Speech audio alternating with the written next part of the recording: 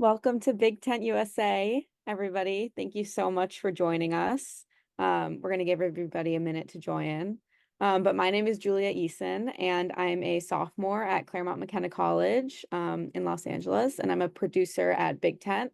And I'm delighted to host today's discussion with Lucille Wenegieme, who is the executive director of HeadCount. Awesome. So at Big Tent USA, we put democracy over partisanship. There are currently 56 days until Election Day. So join us in doing something. If you're nervous about tonight's debate, you can request letters to voters in key states and do a little letter writing while you watch Harris bring her A game on the stage.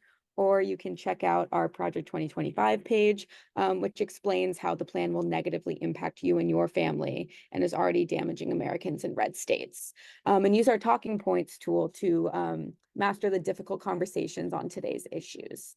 Please share all of this info with your friends and join us to make a difference. And now I am thrilled to introduce you to our guest.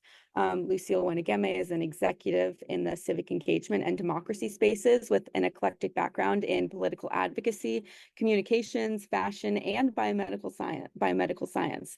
Her central change philosophy is that democracy has met people where they are, and she focuses on culture as the vehicle to get there.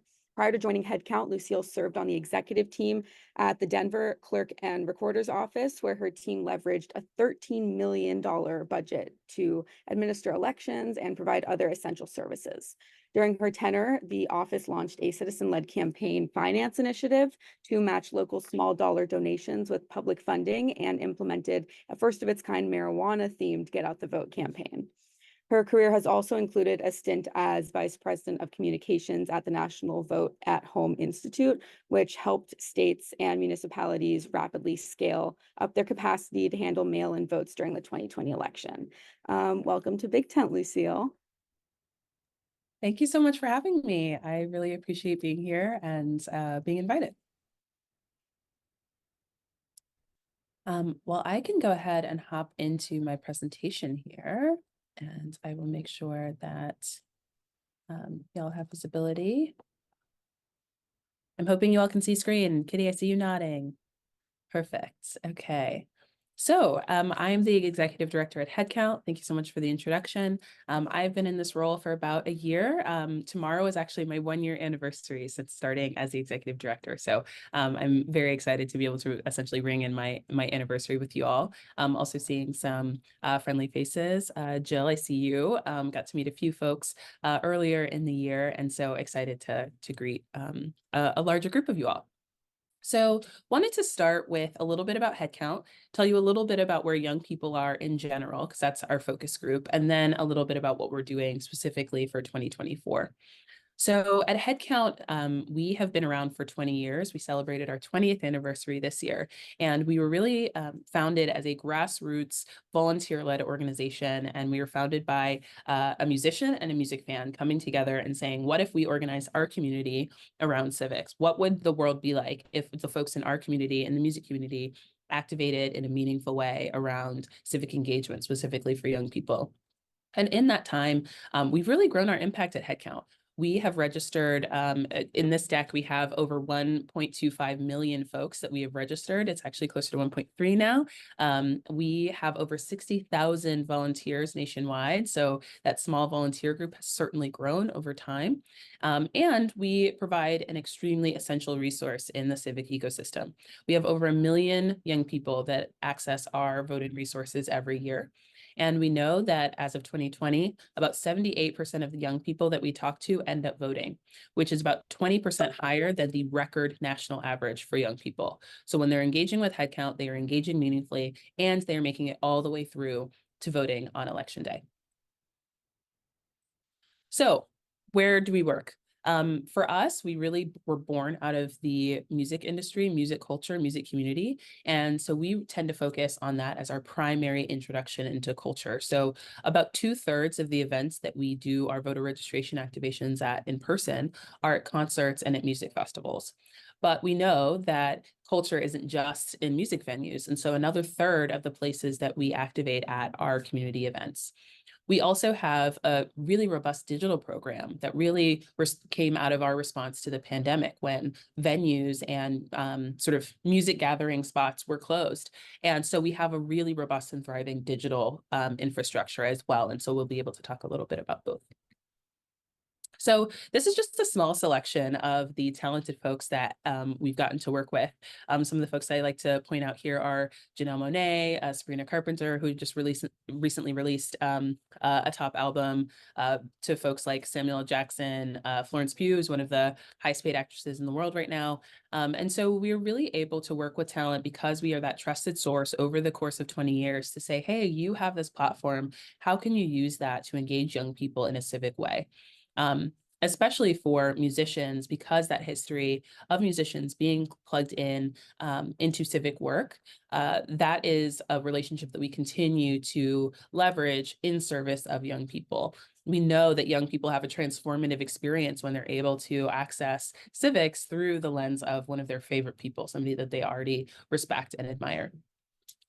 So we also enjoy really great partners in the corporate and brand space as well that believe in what we do. Over the course of time, we've partnered with sports leagues like the MLB and the NHL, with folks in the music sector like Spotify. We're also partnering with Sirius XM Radio and Pandora this year, consumer product space like Tony's and Ben & Jerry's, as well as media partners like MTV and across the entire Paramount structure. So we have folks in public, private, small, large. We sort of engage everybody at every size to make sure that folks in their sort of broadcast networks, in their commercial communities, are also getting engaged in civic life. So a little bit about young people in particular, and this generation of young people that have access to the ballot in 2024.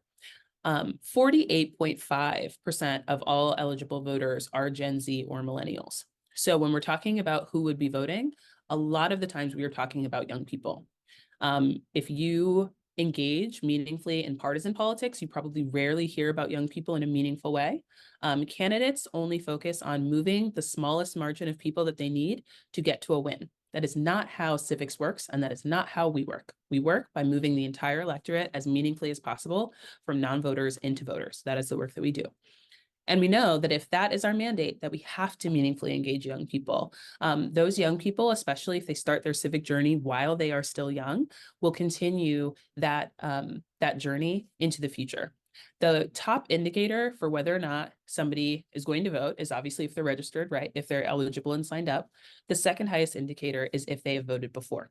So if you start that early, you have a lifetime voter, rather than trying to convince a voter in their 30s, 40s, 50s, that this should be the first time that they do something after they've already baked their opinions about whether or not the process is useful for them.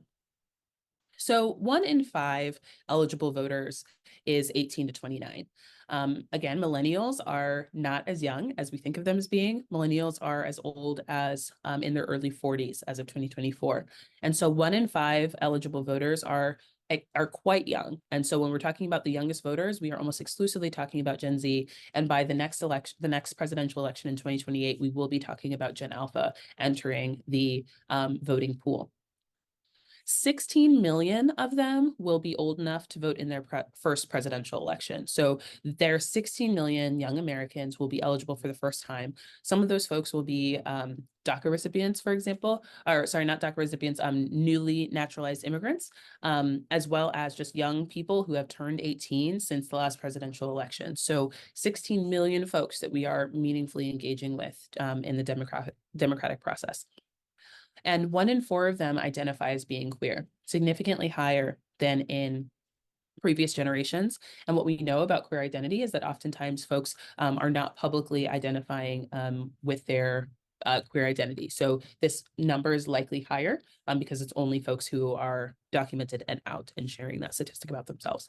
It is also the most diverse voting bloc in history. So 49% of Gen Z are non-white, and 22% of them have at least one immigrant parent.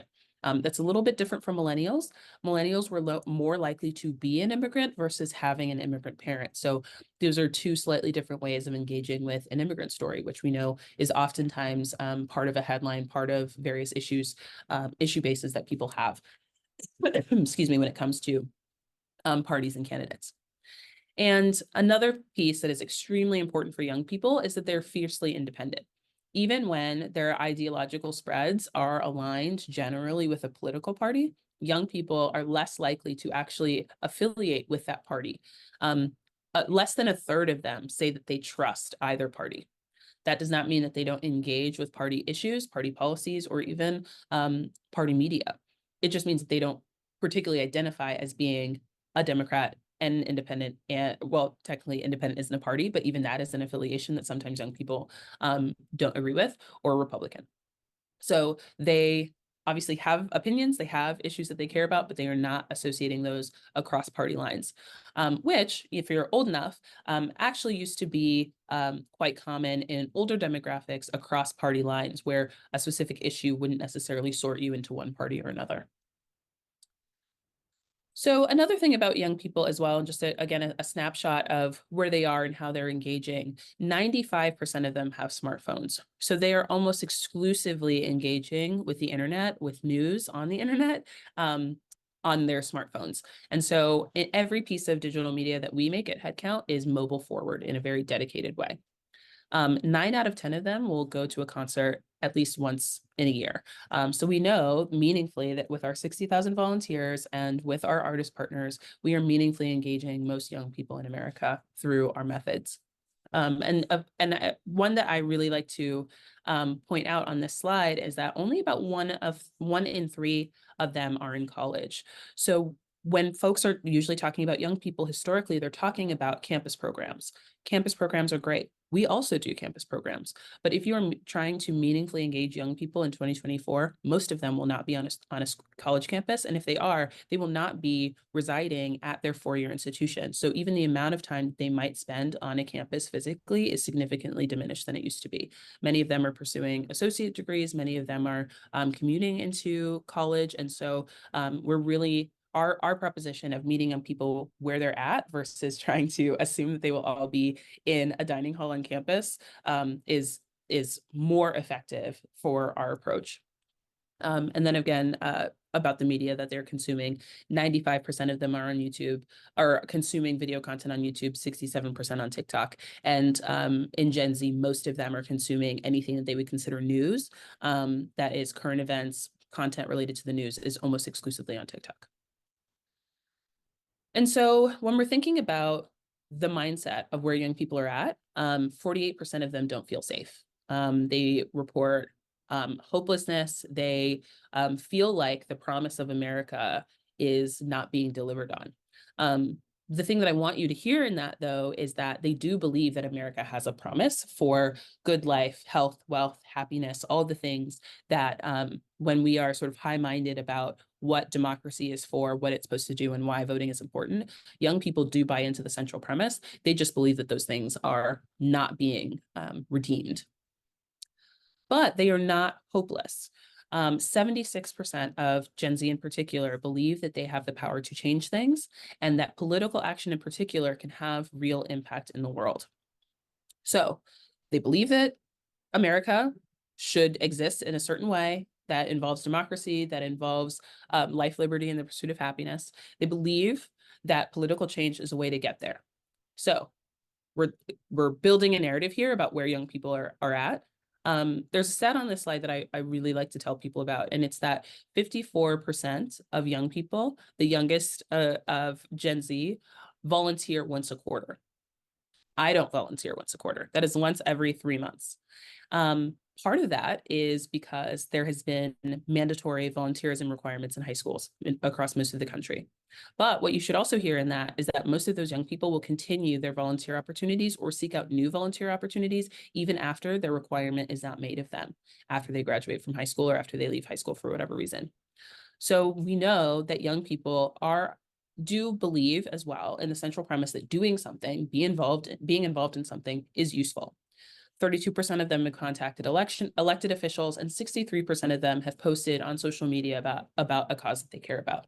So again, they are reading, they are looking, they are listening, they are posting, they are saying things, and they are willing to go out and spend quite a significant amount of time advocating for the things that they care about and the change that they want to see in the world. But not voting at rates that are as high as other age groups.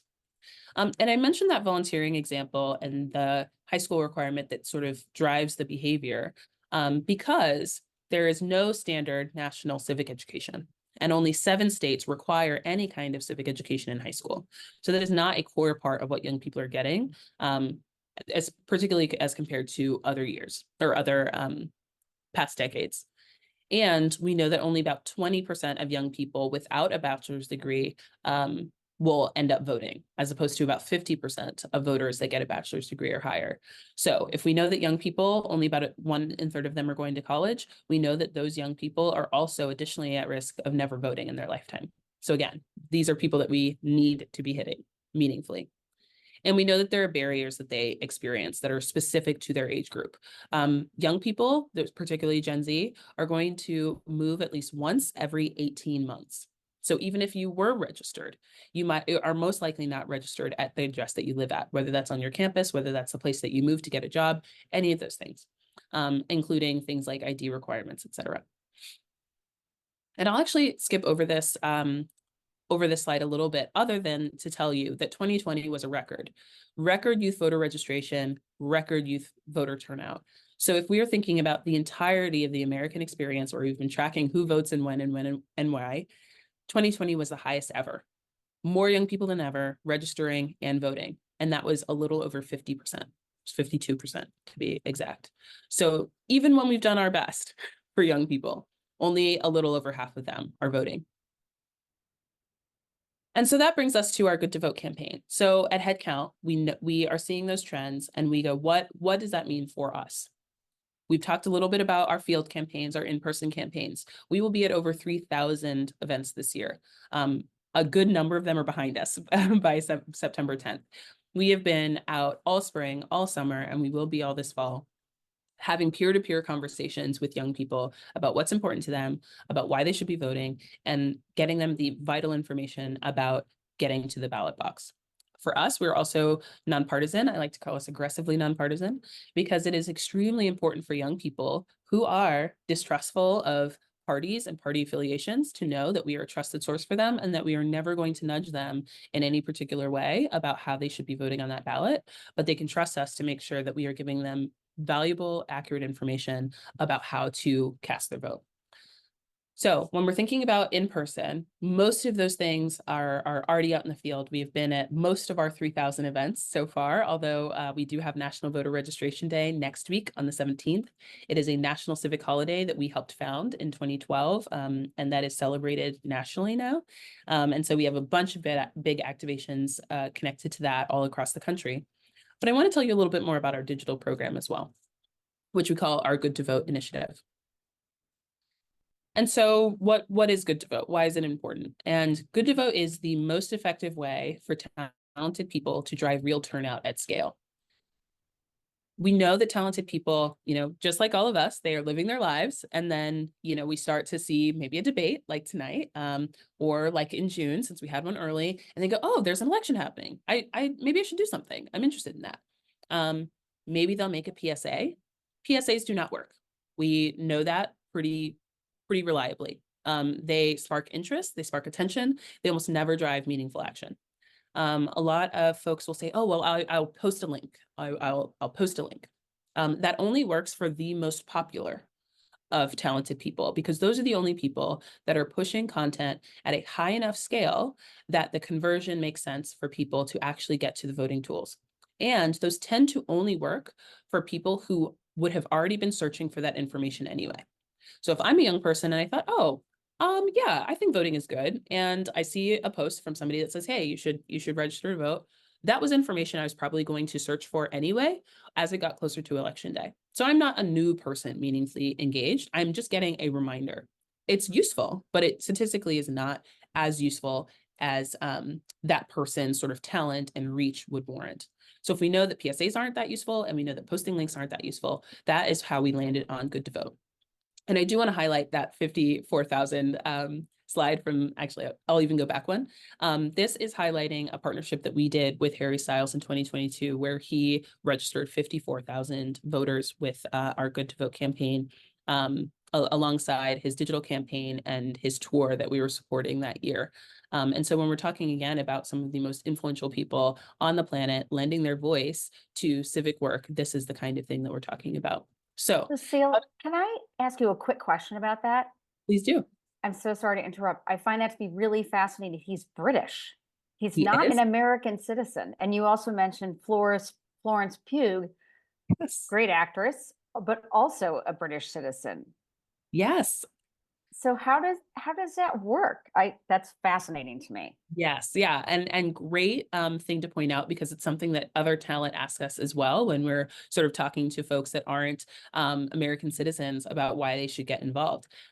Usually those folks are making some kind of personal narrative around the fact that they live in the United States, and so it is important to them that the place that they live is represented by somebody or even a body politic, a civic body that is active and interested. So that's one thing that our folks that aren't American citizens kind of lean into in their narratives. And also, they are invested in their fans being meaningfully engaged wherever they are. And so that is a piece of, hey, I am usually on tour if it's a musician, but Florence is an actress. And so most of her movies are being sort of shown in the United States to a US market. And so if you all are my fans and you're engaging with my content, I want you to have the opportunity to have your voice heard. And so that's usually the kinds of messaging that we support international talent with. Every once in a while, we'll have somebody who their primary market is really not the United States. Sometimes that's the case with Latin artists in particular, folks that are predominantly performing in Spanish. Their broad bases are in Central and South America. And while they might be gaining popularity in the United States and have fans in the United States, not nearly as much as in their home countries or in their home markets, those are folks to where usually it doesn't really make sense for us to do this kind of campaign with them, because it won't be put meaningfully in front of an American fan base. And so usually we'll just do something different, like in shows, for example, because then we know that the person who's interacting is somebody that actually lives in the United States because they're showing up to the show. So we'll usually do something that's more tour oriented for that kind of artist than something like a digital program. But it's a very good question. And so how does this kind of campaign work? And I'll actually go back so y'all can see a few of the ones that'll pop up on the screen there for you. Talent offer a once in a lifetime prize. So what that looks like is I am a fan of, let's say, Billie Eilish, and I am scrolling through Instagram, whatever I follow on Instagram. I do not judge anybody for whatever they follow on Instagram.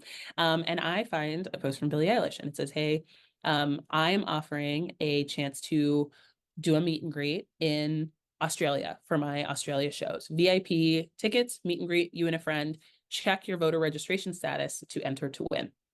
So that's how voting comes in. I have now gone from doing whatever else it was I was doing to being meaningfully engaged by something that is fan forward, right? It's that experience. It's hard to come by. Often those tickets totally sell out. So even if I did have enough money, and even if I did, could take time off of work to go there, very hard to get a hold of. And then fans check their voter registration status. You cannot incentivize voting. You cannot incentivize registering to vote. You can incentivize registration checks. So checking my status. Am I registered or am I not registered? By checking, you are entered to win this contest. Or not contest, I should say sweepstakes. And then from there, now that I've checked, maybe I noticed that I'm registered at a wrong address. We can update that for you. Maybe you find that you're not registered. You can get registered at that point.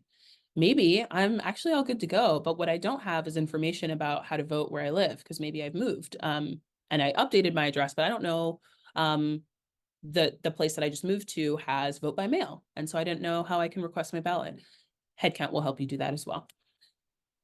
And so from there, we know that fans engage and that they vote. And we do have some data to show that this is actually happening, that folks are making it all the way through the funnel.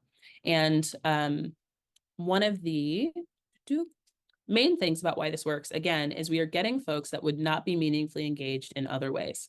These are not people that are already searching for voting information. These are not people that are already excited to, do something voting related. These are regular fans who most likely would not be targeted by any campaign because they are not generally the folks who already have robust voting records or that campaigns already have a ton of information about. They operate on social platforms, so they work really well. As we talked about earlier, young people are online. They're spending a ton of time online. They're spending a ton of time on social media, and this works extremely well in that format. And so we have meaningfully engaged over 1 million young people with this program over the course of the last 4 years, and over 300,000 of them have voted through this program across all of our campaigns. And so again, we know that these folks are moving through. As I mentioned earlier, 78% of all of the folks that have taken a campaign will go on and vote. So of that 1 million people that I've talked about, 78% of them have gone on to vote from 2020. We even know in the midterms that 60% of those young people ended up voting, which is an extremely high turnout rate for young people in a midterm. And we're doing it in an extremely cost-effective way. We know that we're hitting the right people. 88% of the folks that come through these campaigns are 18 to 29. And remember, we talked about how critical that age group is here. We know that most of them are women, because the platforms that we are pushing on social tend to be engaged with more by women. And also we know that, again, by genre, women tend to engage in this a bit more. We know that, again, about 1 in 3 of our folks are college educated, which matches the rough spread of young people in this age group. And we know that most of those folks are going to be describing themselves as moderate or liberal. We don't track the partisan identity or the voting track record of the folks in our network, again, because that's not the point of why we in particular exist. We just care that these folks are getting in the game. And we also know that 30% of our entries to all of these campaigns came from 1 in 12 battleground states. For headcount, we care about every single voter wherever they are in the United States, but we know that other folks are thinking about, again, how to sort of move the needle in terms of elections in certain states. And so we like to provide that information for folks as well. This is another sort of framework around our impact. We talked about the 78%, but I think what's really important about this slide is that 25% of all the people that we reached would not have voted otherwise. Again, we are not talking to people who, or I should say, we are, in addition to talking to people who had already been looking for this information anyway, we are meaningfully engaging new net voters, folks who would not have gotten, the text for donating $5 or any variety of other things. And so these are some of the ways that we have innovated the Good to Vote program this year. In addition to our field campaigns, we've also been lifting up our ambassador program. So, we've mostly been talking about the top tier talent, right? The folks who are household names, the folks who are packing stadiums. There are tiers of talented folks who have reach, particularly regional reach, very popular in their hometowns and their home states, who are maybe just starting their first national tours, who have an amazing platform, but aren't quite, the biggest stars in the world. And so finding ways to meaningfully engage them through this program, as well as increasing our ad spends to engage low access communities. So again, those folks who may not be able to afford to go to a show this year, because I don't know if you've seen, the tickets are expensive these days.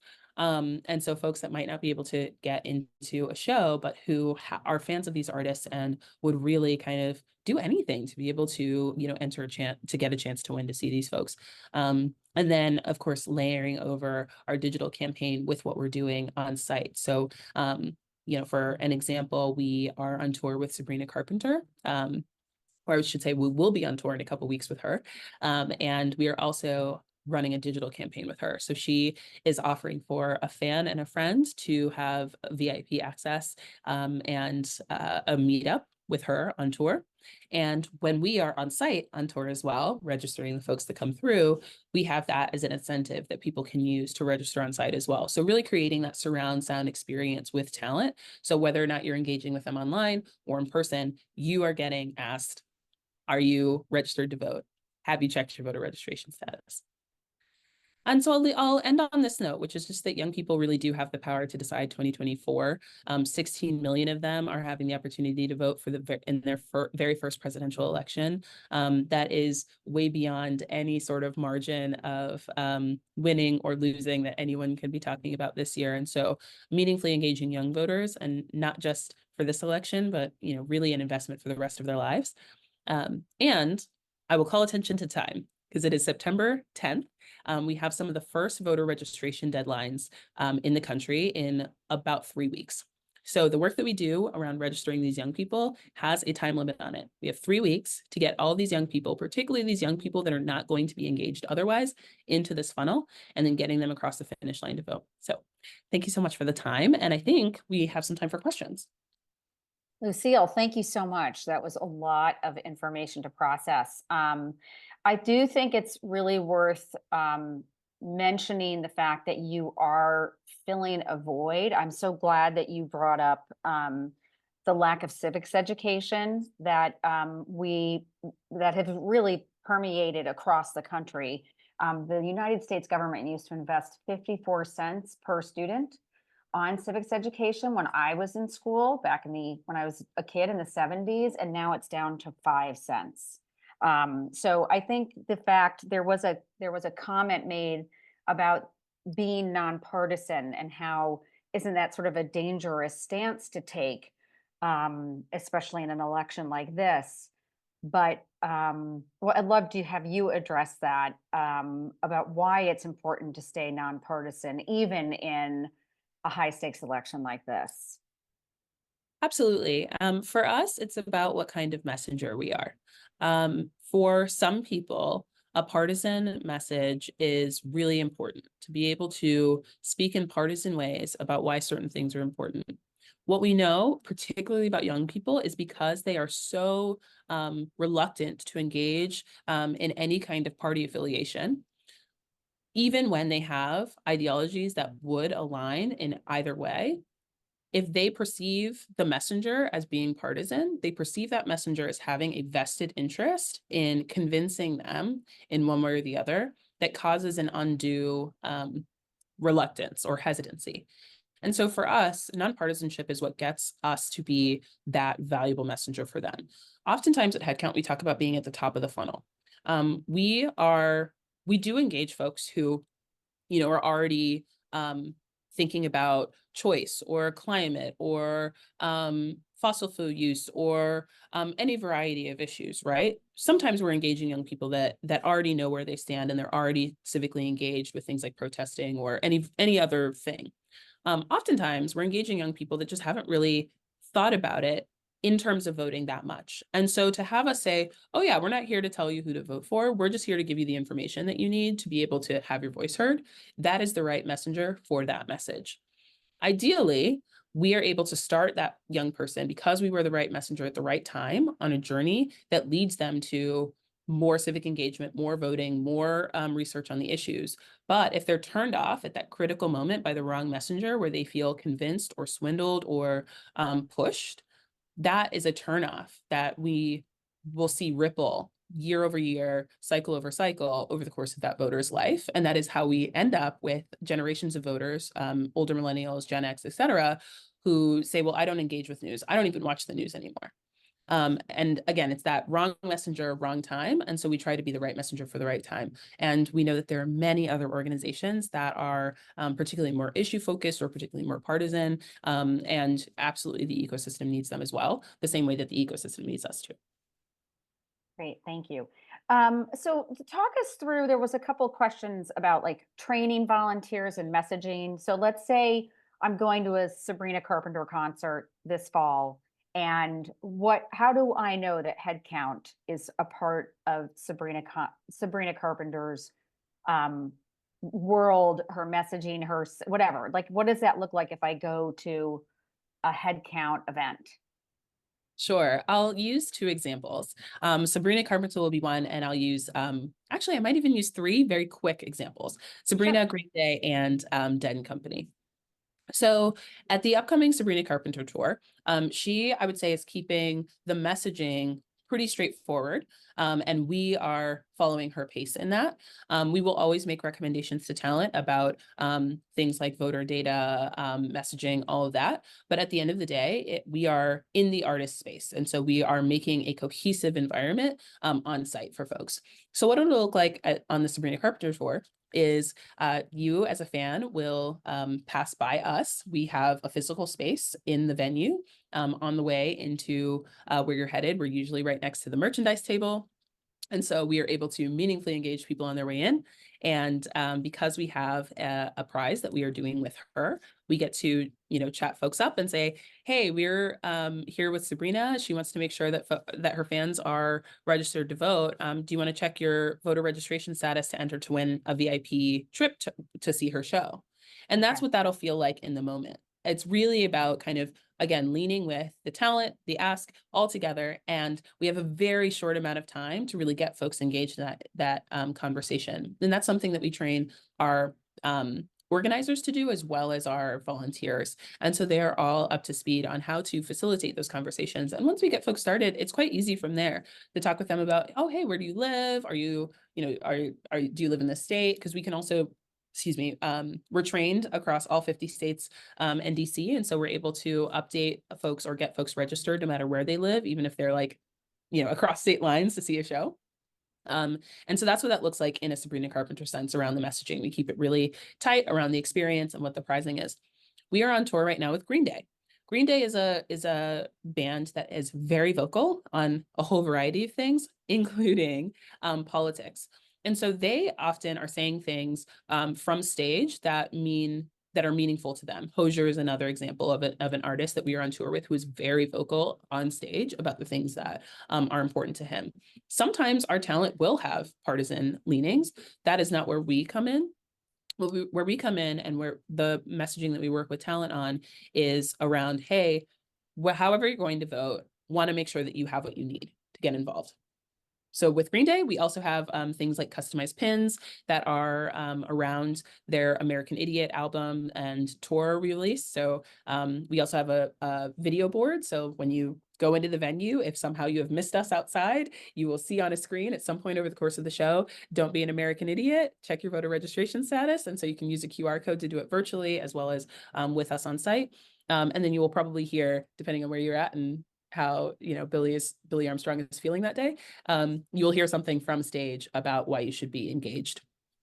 And then with Dead & Company, that is one of our longest standing partners. And we're so grateful that they've been with us and that we've been able to engage their fans on tour basically every year that they've been on tour. So most recently, we were on tour with them during the residency at Sphere. And we were engaging voters as part of what we call a participation row, which is where we partner with other organizations nationally and Nevada-based. And we engage them on a variety of different actions, and checking your voter registration status is one of the actions on the participation row. So that is much more of a holistic activism setup, and the messaging aligns with that. So for us, it's check your voter registration status. It's a, Dead & Company want to make sure that you're registered to vote. The next one might be sign a petition for whatever their next cause is. And so again, we keep the messaging really aligned with the sort of full experience, which in that vein is much more of a, hey, this is one of the things that you can do to like be engaged, be a good person, and Dead & Company, has invited us here, and so we're excited to engage you as a fan. And so we did that over the course of the full residency there. So that's just maybe a sampling of what that can look like.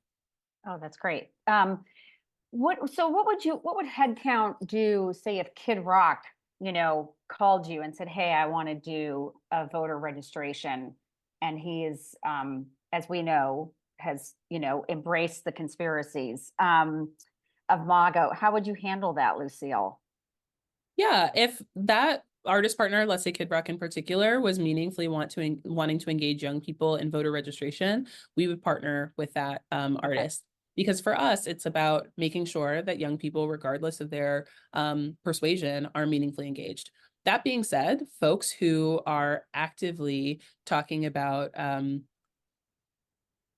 spreading misinformation about election integrity, for example, those are almost never the same people that are engaging young people to register to vote. So Kid Rock has not come knocking. Yeah. I will say we've been He around for doesn't 20 want years. young people to vote, actually. Yeah, so over the past 20 years, in former versions of Kid Rock and before sort of most recent identifications, we have worked with him in the past, when he was engaging young people. And so yeah, I would again, I'll reference that kind of ideological slide that was sort of the breakdown of the young folks that we engage. Only about 8% of them would identify as being conservative, and so that is how that shakes out in terms of the young folks. We know that young folks overwhelmingly tend to be more liberal and progressive. But yeah, we work with talent, and as long as they are willing to engage young people around civic engagement and, be really honest about the information, we will be there with bells and whistles on. Yeah, that seems like a good bar to have. Like if you're telling, that's really good. Kathy Wagner wants to know, and I think most Americans would like to know, are you going to be working with Taylor Swift? Oh man, if I had a nickel, for every time I got asked that question, and it's a great question. We are not currently working with her. In the past, she has posted tools from vote.org, who is a tool provider that does voter registration. They have a very good URL, and so it's easy for folks to use. Honestly, nobody really knows what she's doing. We have reached out to her. We were going to partner with her at certain aspects of the tour, and then she decided that she didn't want to incorporate that in tour. And so we have asked again to see if she's open to it. We have not heard a no. It is likely that she will do something. It is a bit complicated now that football season is back. And so we have learned that she is less active when that is also live in support of her partner. I think I saw briefly in the chat, somebody said Beyonce. We reached out to her team most recently, and it seems like she will be doing something. It will most likely be in the partisan space. Yeah, that kind of makes sense. Okay, so a couple of questions around messaging and getting to those voters. Can you just sort of talk us through like how you train your volunteers, how you train, the people that are going out there and talking to young voters to sort of, it sounds like having that opportunity to like win, a special experience with Ariana Grande around Wicked, I saw on your website, or Billie Eilish, but like, how do you train these folks all over the country doing all these things? Yeah, so we really start with our team leaders. So our team leaders are our paid organizers. We have about 165 of them across the country, and they are really sort of the masters of their domain in terms of their local communities. And we train them at least once a year, but usually a couple times throughout the year if there are legal updates in any particular state. Bye, Annie. In any particular state on election law all across the 50 states around registration. So we make sure that they first have functional information about what the law is. When we train those organizers, those are the folks that go to the volunteers. Our volunteers, sometimes they will only volunteer with us for one show. Sometimes they will volunteer many, many times a year. Actually, I would say on average, our volunteers will will volunteer between 3 and 5 times over the course of a year, which again is quite high. It's more frequently than once a quarter in some cases. So that's that first step. What is the law? And then we talk about, honestly, quite a bit of logistics, because especially in person, we are seeing so many people. If you think of a, 15,000 person arena, 20,000 person arena, and all of those folks are coming through a door where HEADCOUNT has a meaningful presence, whether that's at a table or a bunch of folks around with iPads to do things digitally. It's really about how to make that interaction really sticky. And so we train folks about a 90-second interaction. So your initial conversation with somebody, your original, you sort of, hook with somebody, it should be about 90 seconds, because that's, enough time for folks to, maybe stand there, maybe listen to what you're saying, maybe decide that they want to go to the merch table, do whatever it is that they're there for, right? And, we train folks. It's not sales. We're not selling anybody anything. We're not fundraising. We are meaningfully engaging people in our program and the thing that we exist to do. A lot of what we chat with folks about too, usually in that first interaction, if there's a prize involved, that's usually something that we'll talk about. When it's not something that's directly related to the artist, we often have things like pins that we do custom that folks can, get if they take action with us. Sometimes we don't have an incentives, and we're just, talking to folks about the mission. But it is really whatever that is, whether that's, hey, I like your jacket, or, what are you, excited to hear, the headliner play. Sometimes we'll have whiteboards where people can vote on which of the two artist albums they prefer to listen to, all those kinds of things.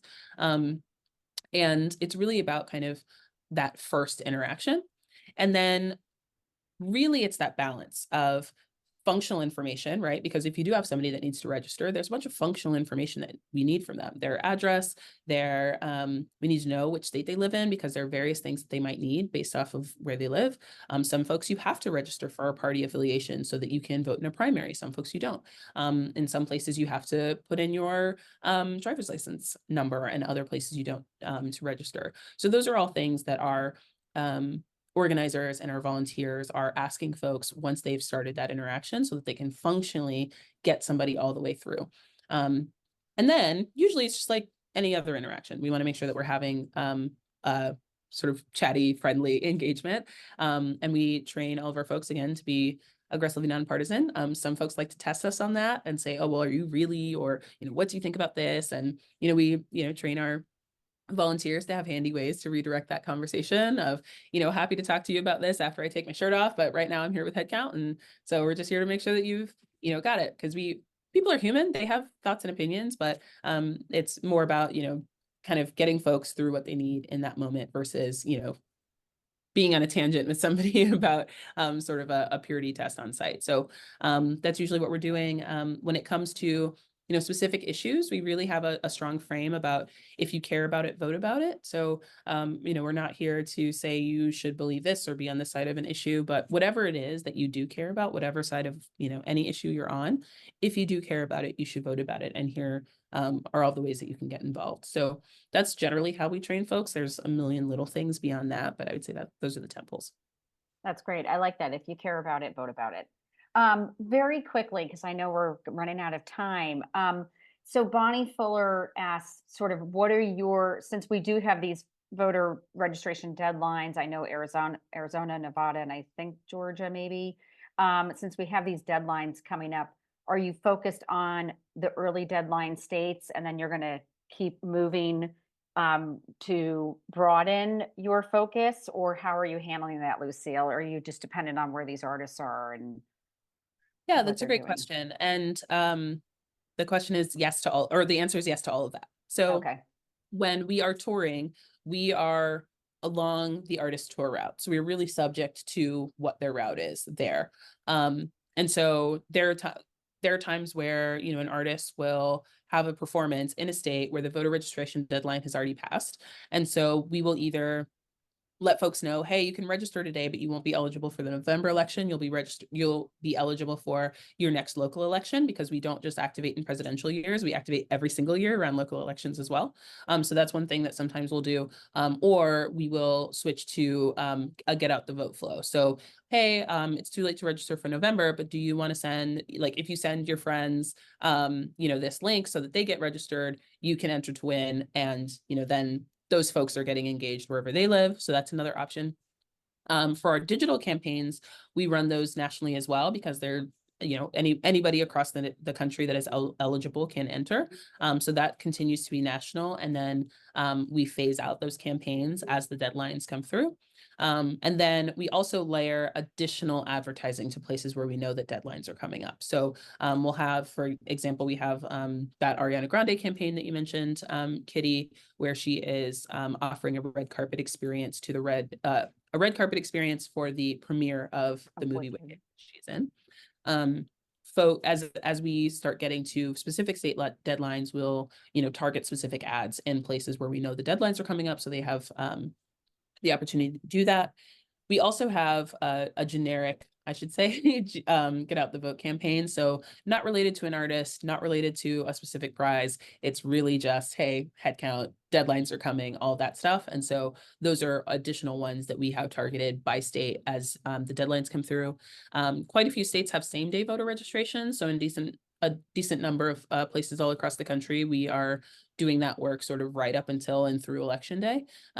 And then we also have organic ways that we do get out the vote too, some of which I mentioned in the presentation around texting, emailing, all those things are organic. We have about a 2 million person email list. And I want to say we have over 400,000 folks in our text list.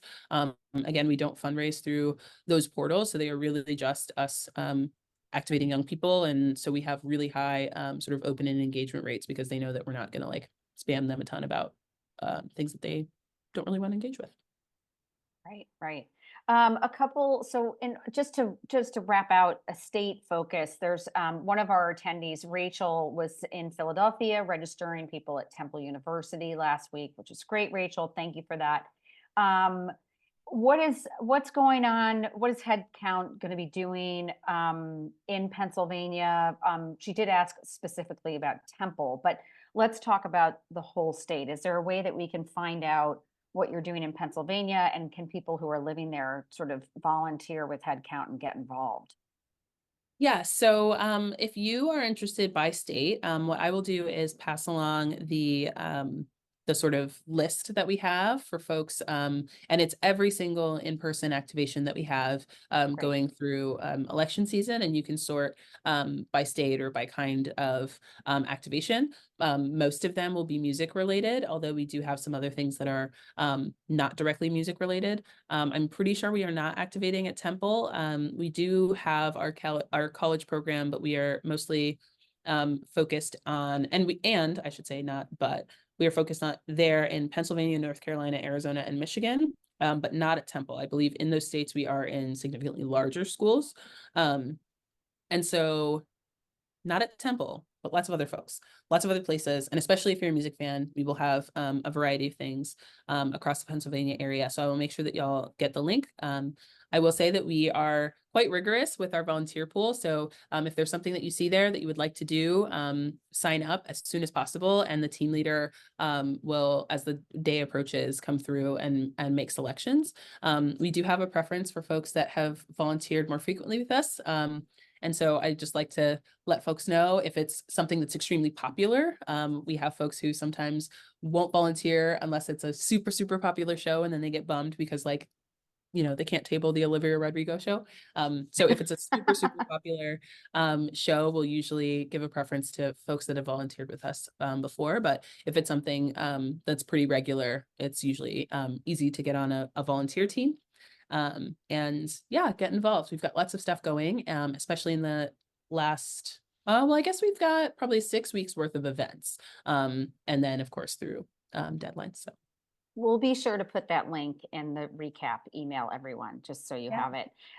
So Barbara Spitz wanted to know best way to support you now, donation or volunteering, and what do you need right now, just in terms of getting all these programs over the finish line? You're reaching a lot of young Americans. So what's the best way to help you right now, Lucille?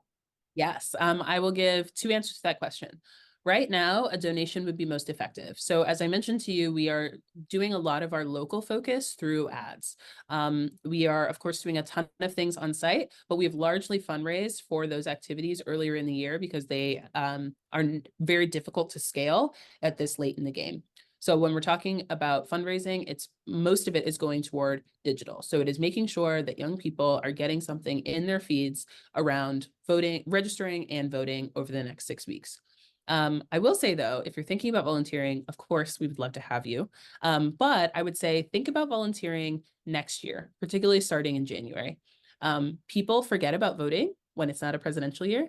And so we do this work all of the time. We are the folks that are thinking in February of 2025, how do we get young people to vote in their local sheriff's race or in their local congressional race or whatever that looks like, even in an odd year. And so right now it's money, but in 2025, it will absolutely be volunteering. So it makes me feel better, Lucille, that you don't take your foot off the gas at all. No, never. And honestly, we find that young people are extremely activated around when we talk to them around local elections, because we get to tell them, hey, these races are sometimes decided by 10, 50, 1,000 votes. And short, like if you feel like your vote gets lost in a presidential election, okay, well, here's your chance. If you want to talk about school board, we're in it with you. And we do that work all the time. And, we're, in on tours still. We still actually do a ton of community events in odd years as well. So places like the New York City Marathon and things like that. Those are places that we activate every single year. So we are just as busy, no, maybe not just as busy. We are quite busy in an odd year, the same way that we are in an election year as well. So the work does not stop. Thank you so much, Lucille, for coming to Big Tent. I'm really going to be saying this a lot. If you care about it, vote about it. I think that really expresses it all. And I appreciate everyone coming to Big Tent. We are down to the last 56 days. Let's all support our fellow Americans, write letters, text bank, phone bank, go knock on doors. We need to really help people get out and make sure that their voice is heard. And Lucille will be tracking HeadCount and all your great work. And we just appreciate you taking the time to come to Big Tent today. So thank you.